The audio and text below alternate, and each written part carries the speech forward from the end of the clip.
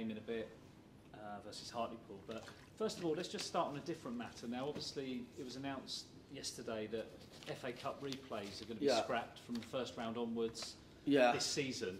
It's not gone down that well, has it? No, it hasn't. So, you know, while I've got you, I know you did talk about it yesterday, including Sky Sports, but can I just get your thoughts on this, obviously this news? Yeah, I've had a lot of emails and contact about it, really. I mean, great to see so many clubs and football supporters alike all over it. Do you know what? I've got a bit of intel behind it all now, but which I probably can't share, but I feel like the FA announcement was just really lazy, and I feel like the chief exec has to take responsibility for such a careless, lazy statement.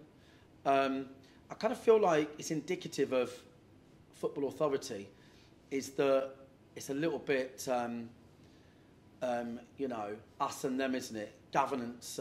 It's more like sort of like we tell everybody what to do the whole time, don't really care for feedback, and yeah, very autocratic. I feel like, in general. Now, obviously, not the whole of Football Authority, because there's some great people out there that run football leagues. There's great people sat within the FA.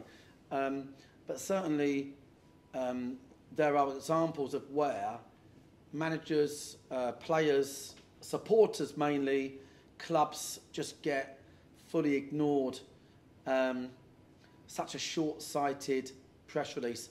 I'm pretty confident that there's a lot of challenges that maybe the FA had in negotiating this FA Cup. They butted up the Premier League, probably. I'd imagine there's been some trading. And they've just not engaged with the people that matter. And they've sent out a really short-sighted, you know, almost Premier League style press release, you know, which is just all about, you know, we're the Premier League, we give everybody money. And supporters don't give a fuck about that. And clubs don't give a fuck about that. And the Premier League need to get up to speed with that, really. People are genuinely, for me, it's a little bit like careful what you wish for, because I think that people are getting seriously fed up with these big clubs and these managers in big clubs like Jurgen Klopp that think they can dictate the whole of football. They don't dictate the whole of football. They never will. Obviously, we are desperate to get the independent regulator into football, which will make sure that this tail wagging the dog stops happening, because they are just the tail, and they think they control the game. That's where it is. And even if the Premier League and the FA, if they did think there were, and I reckon there could well be, you know, very commercial reasons that make this potentially for them a good decision, even if there was justification behind it, at least communicate that in full. You know, consult with people, talk about the challenges, put out a press release that's not on a fag packet, that doesn't try to bullshit people through it, that doesn't dismiss the world's biggest competition and the importance to clubs, and FAQs attached maybe. But I mean, I'm talking, you know, consultation for a year or so, you know, if you do reach that decision, a very long drawn out press release where people can understand why it was reached, FAQs, do you know what I mean? I mean, one thing that never surprises you about the FA is their ability to fuck everybody off. It's incredible. And it's genuinely because they actually don't care. That is just the truth of the matter. That is the truth of the matter. They care more about things that don't matter than they do the game itself. And that's where they are.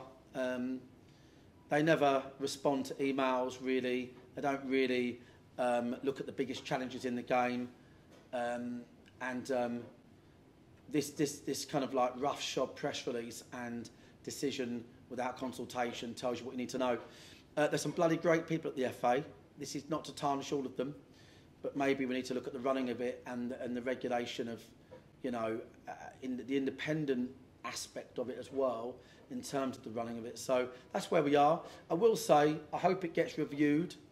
I hope that they share in full the decisions behind how they reached that conclusion and what process they went through. I hope they reconsult.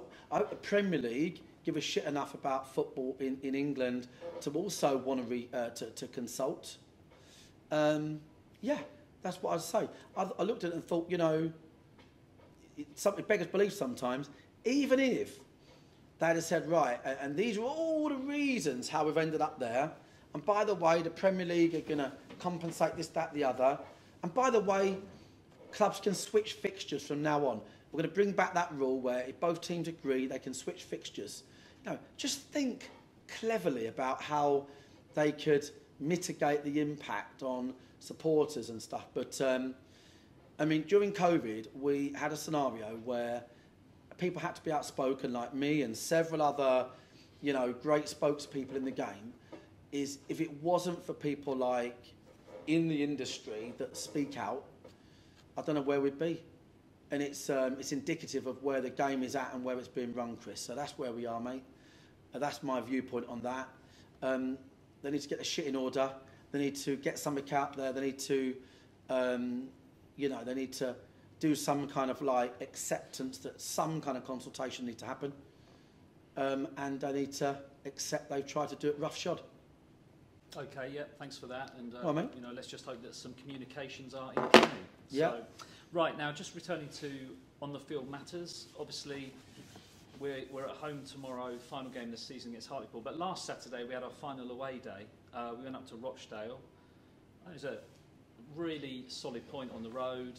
Fans in fine voice, fancy dress. You know, it was bearing in mind the outcome of this season. I think there was a lot of positives to take from that game.